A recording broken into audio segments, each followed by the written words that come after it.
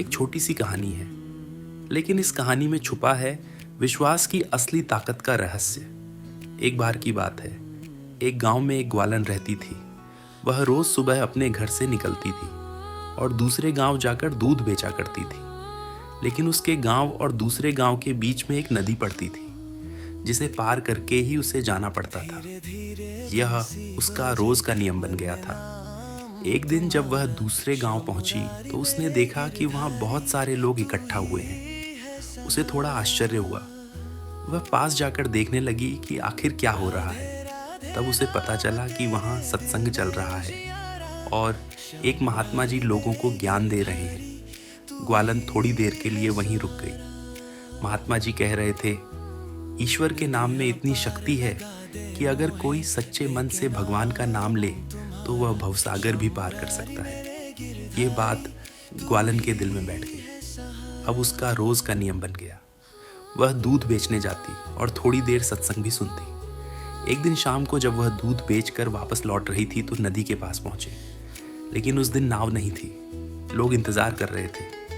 तभी उसे महात्मा जी की बात याद आई।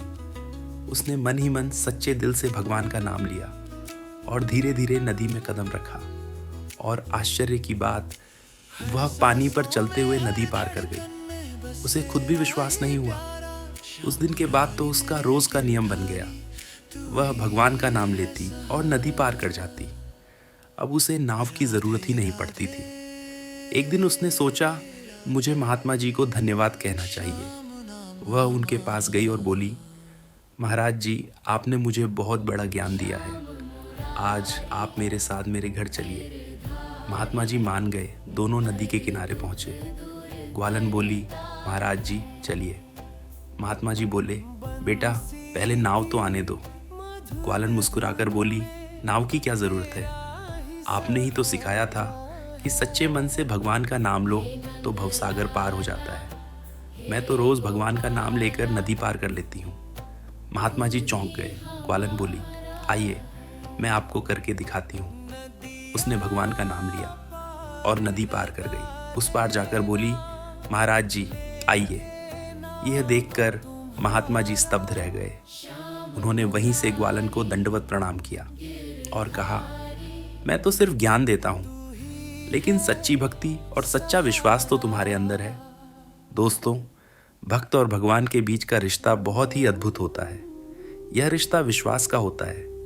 ज्ञान तो बहुत लोग देते हैं और बहुत लोग सुनते भी हैं, लेकिन फर्क इस बात से पड़ता है कि हम उस ज्ञान पर अमल कितना करते हैं।